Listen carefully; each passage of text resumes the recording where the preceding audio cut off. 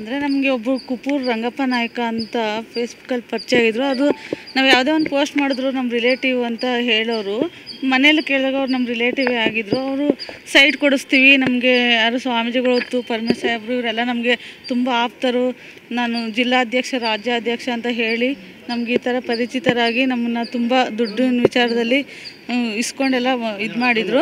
Site ಕೊಡಿಸ್ತೀವಿ ಹಾಗೆ ಹೀಗೆ ಅಂತ ನಮ್ಗೆ ಅದು ಇದು ಆಸೆಗಳು ತೋರಿಸಿ ನಮ್ಗೆ ಅನ್ಯಾಯ ಆಗಿತ್ತು.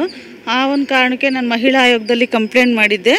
ನಮ್ಮ ಮಹಿಳಾ ಆಯೋಗದಲ್ಲಿ ಕಂಪ್ಲೇಂಟ್ ಮಾಡಿದಾಗ ಅದೇ ಮಧುಗಿರಿ DOSP ರಾಮಚಂದ್ರಪ್ಪ ಹತ್ರ ಅಲ್ಲಿ ಅಂದರೆ ಅವರು ಈ ಥರ ನಿಮ್ಮ ಇದಕ್ಕೆ ಬರುತ್ತೆ ಅಂತ ಹೇಳಿದರು. ಹಾಂ, ರಾಮಚಂದ್ರಪ್ಪ ಅವರೇ ಫೋನ್ ಮಾಡಿದರು ಸರ್ ನಮ್ಮ. ಹಾಂ, ಬಂದಿದೆ ಮಹಿಳಾ ಆಯೋಗಕ್ಕೆ, ನೀವೇನೋ ಕುಪ್ಪೂರ್ ರಂಗಪ್ಪನ ವಿಚಾರದಲ್ಲಿ ಕಂಪ್ಲೇಂಟ್ ಮಾಡಿದ್ದೀರಾ, ಅದು ನಮ್ಮ ಹತ್ರ ಬಂದಿದೆ, ನೀವು ಬರಬೇಕಾಗುತ್ತೆ ಅಂತ ಹೇಳಿದ್ರು. ನಮ್ಮ ಮಹಿಳಾ ಆಯೋಗದಿಂದ ಹಿಂಗೆ ಹೋಗೈತೆ, ನಮಗೊಂದೆಲ್ಲ ಒಂದು ನ್ಯಾಯ ಸಿಗುತ್ತೆ ಅನ್ನೋ ಒಂದು ಇದಕ್ಕೆ ನಾವು ಒಂಥರ ನಂಗೆ ಅಳು ಬಂತು. ಸರ್ ಈ ಥರ ನಂಗೆ ಅನ್ಯಾಯ ಆಗೈತೆ ಸರ್, ತುಂಬ ಅನ್ಯಾಯ ಆಗೈತೆ, ಈ ಥರ ಎಲ್ಲ ದುಡ್ಡು ನಾವು ನಮ್ಮ ಯಜಮಾನ್ರು ತುಂಬ ಕಷ್ಟಪಟ್ಟು ದುಡ್ಡಿರೋ ದುಡ್ಡು ಈ ಥರ ಆಯಿತು ಅಂತ ನನ್ನ ಕಷ್ಟ ಹೇಳ್ಕೊಬೇಕಾದ್ರೆ ಅದ್ಯಾಕೆ ಅಳ್ತೀಯ, ನಾವಿದ್ದೀವಿ ಅದಕ್ಕೆ ನ್ಯಾಯ ಕೊಡಿಸ್ಬೇಕು ಅಂತಲೇ ನಾವಿದ್ದೀವಿ ಹಾಗೆ ಹೀಗೆ ಅಂತ ಫೋನಲ್ಲಿ ಮಾತಾಡಿದ್ರು.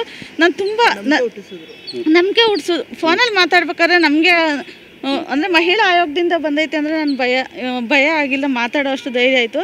ಆಮೇಲೆ ಒಂದು ಹಾಗೆ ವಿಡಿಯೋ ಕಾಲು ರಿಸೀವ್ ಮಾಡು ಅಂತ ಹೇಳಿದರು. ನನಗೆ ವಾಟ್ಸಪ್ಪಲ್ಲಿ ಇನ್ನೂ ವಿಡಿಯೋ ಕಾಲು ಮಾತಾಡ್ತಾನೆ ರಿಸೀವ್ ಮಾಡಬೇಕು ಅಂತ ಗೊತ್ತಾಗಿಲ್ಲ. ಸರ್ ಕಟ್ ಮಾಡಿ ವಿಡಿಯೋ ಕಾಲ್ ರಿಸೀವ್ ಮಾಡ್ತೀನಿ ಅಂತಂದೆ. ಇಲ್ಲ ಹಾಗೆ ರಿಸೀವ್ ಮಾಡ್ಬೋದು ಮಾಡು ಅಂತ ಹೇಳಿದ್ರು. ಹೋಗಿ ಏನೋ ಒಂದು ಹೊತ್ತಿದ್ಕೆ ಅವರು ಫಸ್ಟು ದೂರ ಇಟ್ಕೊಂಡೆ ಯೂನಿಫಾರ್ಮ್ ಕಾಣಿಸ್ತು. ಅವರು ಯೂನಿಫಾರ್ಮಲ್ಲೇ ಇದ್ದರು, ಚೇರ್ ಮೇಲೆ ಕೂತಿದ್ರು. ಆವಾಗ ಎಲ್ಲಿ ನೀನು ಕಾಣಿಸ್ತಿಲ್ಲ, ಸರಿಯಾಗಿ ದೂರ ಮುಖ ತೋರಿಸು ಸರಿಯಾಗಿ ಅಂತ ಹೇಳಿದ್ರು. ಹೇಳಿ ಸರ್ ಅಂತ ಹಿಂಗೆ ಸರಿಯಾಗಿ ಕಾಣಿಸ್ತಾ ಇಲ್ಲ, ನಿನ್ನ ಮುಖ ಸರಿಯಾಗಿ ಕಾಣಿಸ್ತಾ ಇಲ್ಲ ಇಡಿ ಅಂತ ಅಂದರು. ಆವಾಗ ಅವರಿಗೆ ಮುಖ ಕಾಣಿಸ್ತೇನೆ. ಆವಾಗ ಭಯ ಪಡಬೇಡ, ಇಲ್ಲಿ ನೋಡು, ನನ್ನ ನೋಡು, ಇಲ್ಲಿ ಈ ಕಡೆ ನೋಡು, ಧೈರ್ಯ ಬಂತ. ಇವಾಗ ನಾನು ನೋಡು ಆಫೀಸಿಂದಲೇ ಫೋನ್ ಮಾಡಿದ್ದೀವಿ, ನಾವು DOSP ರಾಮಚಂದ್ರಪ್ಪ ಅವರು, ನೀವು ಮಹಿಳಾ ಆಯೋಗದಿಂದ ಇಲ್ಲಿ ಬಂದಿದ್ದೆ, ನಾನಿದ್ದೀನಿ, ನಿಮಗೆ ನ್ಯಾಯ ದೊರಕಿಸ್ಕೊಡ್ತೀವಿ ಹಾಗೆ ಹೀಗೆ ಅಂತ ಮಾತಾಡೋರು. ನನಗೆ ಒಂದು ತಂದೆ ಸ್ಥಾನದಲ್ಲಿ ಕಾಣಿಸಿದ್ರು. ಈ ಥರ ಇದ್ದರೆ ಒಂದು ನ್ಯಾಯ ಕೊಡಿಸ್ತಾರೆ, ನಂಗೆ ಅನ್ಯಾಯ ಆಗಲ್ಲ ಅಂತ ಒಂದು ನಂಬಿಕೆ ಬಂತು, ಧೈರ್ಯ ಬಂತು. ಆಗ ನಾನು ಸರಿ ಸರ್ ಇವಾಗಲೇ ಬನ್ನಿ ಅಂದರು. ಸರ್ ನಾನು ಇರೋದು ಬೆಂಗಳೂರಲ್ಲಿ, ನಾವು ಇವತ್ತೇ ಬರೋದಕ್ಕಾಗಲ್ಲ, ಯಾವಾಗ ಬರ್ತೀಯ ಅಂತ ಹೇಳಿದ್ರು. ಆವಾಗ ನನಗೂ ಇನ್ನೂ ಬೇಗ ಹೋಗೋಣ, ಎಲ್ಲ ಇದಾಯ್ತಲ್ಲ, ನನಗೆಲ್ಲ ಒಂದು ಕಡೆ ನ್ಯಾಯ ಸಿಗುತ್ತೆ ಅಂತ ಹೇಳ್ಬಿಟ್ಟು ನಮ್ಮ ಮನೆಯವ್ರ ಹತ್ರ ಎಲ್ಲ ಹೇಳ್ದೆ, ರೀ ಹೋಗ್ಬೇಕಾಗುತ್ತೆ ಅಂತ. ನನಗೂ ರಜೆ ಸಿಗಬೇಕಲ್ಲ ಸರ್, ನಾನು ಕಂಪ್ನಿಲಿ ಕೆಲಸ ಮಾಡ್ತೀನಿ ಗಾರ್ಮೆಂಟ್ಸಲ್ಲಿ. ರಜೆ ಕೇಳ್ಕೊಂಡು ಒಂದು 7ನೇ ತಾರೀಕಿನ ಆಗಸ್ಟ್ 7ನೇ ತಾರೀಕಿನ ನನಗೆ ಫೋನ್ ಬಂದಿದ್ದು. ಒಂದು 2-3 ದಿನದಲ್ಲೇ ಇಲ್ಲ ನೆಕ್ಸ್ಟ್ ಡೇಗ ನಾವು ನಮ್ಮ ಯಜಮಾನ ಕರ್ಕೊಂಡು ಅಲ್ಲಿಗೆ ಹೋದ್ವಿ ಸರ್. ಹೋದಾಗ ಅವರು ಇರಲಿಲ್ಲ, ರಾಮಚಂದ್ರಪ್ಪರೆಲ್ಲ ಹೊರಗಡೆ ಕೇಸಿನ ವಿಚಾರವಾಗಿ ಹೊರಗಡೆ ಹೋಗಿದ್ರು. ಆಮೇಲೆ ನಾವು ಕಾಯ್ಕೊಂಡು ಕೂತಿದ್ವಿ. ನಮ್ಮ ರಿಲೇಟಿವ್ ಯಾರೋ ಬಂದು ಮಾತಾಡ್ತಿದ್ವಿ. ಅವನು ಫೋನ್ ಮಾಡಿ ಅವನು ಬರೋಕ್ಕೆ ಹೇಳ್ತೀವಿ ಅಂತ ಫಸ್ಟೇ ಸರ್ ನಾವು ಹಿಂಗೆ ನಾಳೆ ಬರ್ತಾಯಿದ್ದೀವಿ ಅನ್ನುವಾಗಲೇ ಹೇಳಿದ್ವಿ.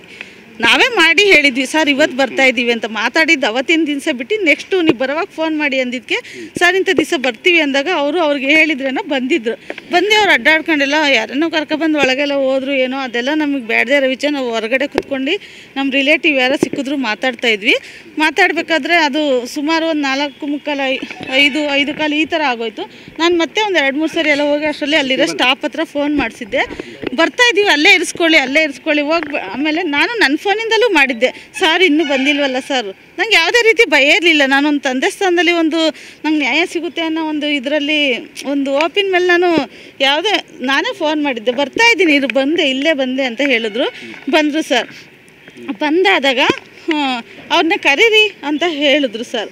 ಆವಾಗ ಒಳಕ್ಕೆ ಹೋದ್ವಿ. ಒಳಕ್ಕೆ ಹೋದಾಗ ಅದೇ ಅವನ್ನ ಕರೀರಿ ಫೋನ್ ಮಾಡಿ ಅಂತ ಅವ್ರು ಯಾರೋ ಅಲ್ಲಿರೋ ಸ್ಟಾಫ್ಗೇನೋ ಹೇಳಿದ್ರು. ಅವರು ಏನು ಹೇಳಿದ್ರು ಅದು ನನಗೆ ಗೊತ್ತಿಲ್ಲ ಸರ್.